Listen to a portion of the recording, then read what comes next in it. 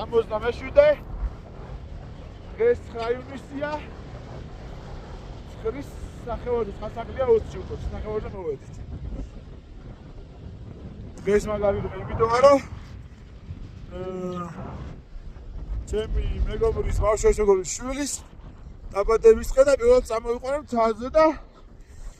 დღეს გახდა 20 წლის და ეგეთი დაბადების დღე აქვს აქ ყინვარწვერზე.